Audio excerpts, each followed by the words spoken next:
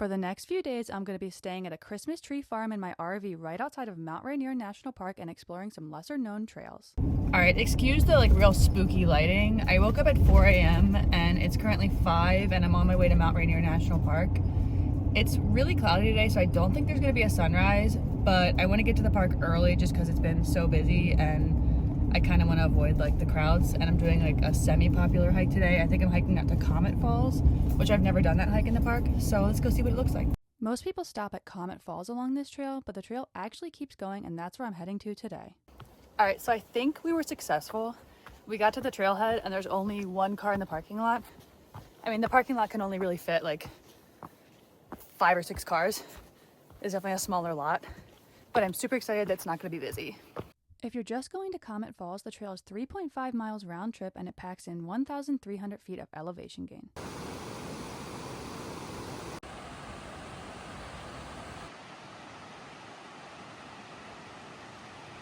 Alright, so I made it to the falls. It was pretty steep the entire way up here, but if you're ever in Mount Rainier, I highly recommend this hike. This waterfall is honestly one of the prettiest ones I've ever seen.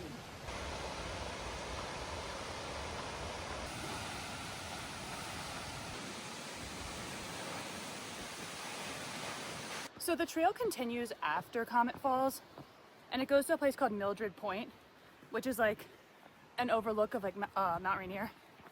I don't know if we're gonna make it all the way up there. It just depends on the cloud coverage and if the mountain will actually be out. But it still just adds some extra mileage and gain, so we're doing a little bit extra of the hike.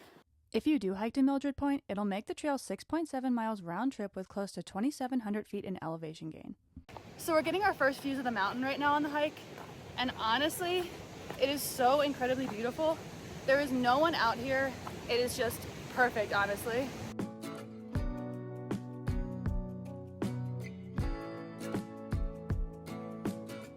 All right, so I'm making my way up to the point right now. Honestly, this last half mile of hike, it does not portray, but we have just been climbing straight up, but it is through this beautiful flower field. So I think there are worse places to be, but I am definitely struggling. Luckily, when I got up here, the clouds cleared for a little bit, so I was able to see the full mountain. Okay, I won't lie to you. This trail kind of broke me, but oh my God, I feel like I am so close to the mountain. It is so beautiful. This trail wasn't busy at all the day we did it. We actually only saw 2 other people coming up to Mildred Point when we were already on our way down, so I would say if you're looking to escape the crowds, this is a perfect trail. And now it's officially time to check into our campground. I actually found this place on hipcamp, and it's an art gallery and a Christmas tree farm, and it was so beautiful.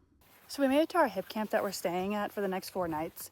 We honestly love it so much that we might book a couple extra nights. But it's right by Mount Rainier National Park. And right now on the property, there's river access, so we're gonna go hike out to that. It's not too hot today, but it's maybe a little bit warm. So we figured, why not walk to the little river now?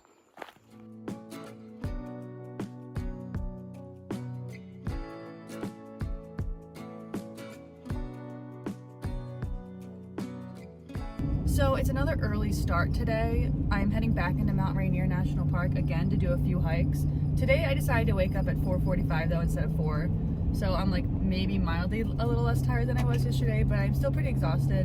But today's hike should be a little bit easier than yesterday's, but we will see. Me saying that today's hike was going to be easier than yesterday's was honestly some subtle foreshadowing on what was to come. Alright, I'm officially started the trail I'm doing today. It's called Pinnacle Peak. The trail goes up to the saddle, and there's an unmaintained scramble up to the peak. It's either class 3 or 4 scrambling. If it's 3, I'll probably do it. If it's 4, I might be a little more cautious.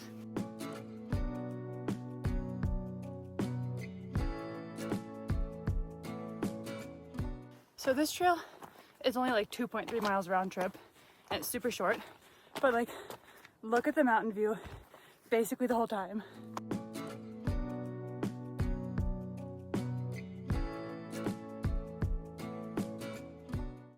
Okay, so we're currently at the saddle right now, and we can either go that way to get to another peak, or we can go that way to get up Pinnacle Peak, which we're gonna try Pinnacle Peak first. But this saddle is honestly so beautiful.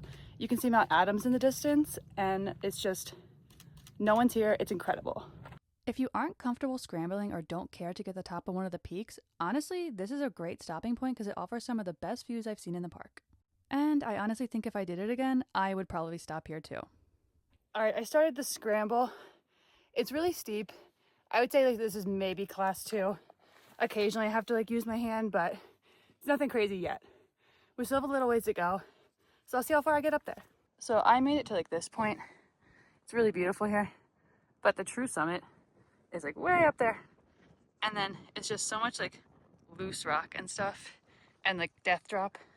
So I'm gonna stop here.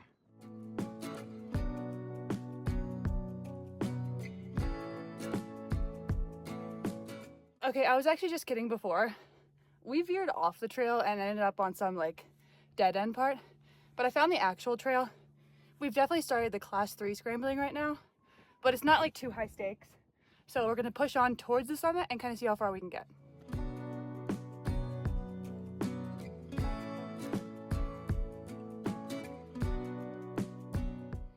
Okay, I lied again. I veered up a much harder way than I had to go, which is kind of par for the course for me. But now I'm on the trail. It's definitely class 3 and you really don't want to fall, but it's pretty like sure footing so far. So I'm like almost to the summit. So if I don't make it to the true summit, I'm at least getting pretty darn close. Okay, so I made it close to the summit. I didn't go all the way up to it because it just is this like huge scree field and then it becomes like straight up just like class 4 to the rest of the summit. And class 4 is kind of like scary to me still since I mainly stick to class 3 scrambling. So I'm gonna stop here, but it's so beautiful. I'll show you the view.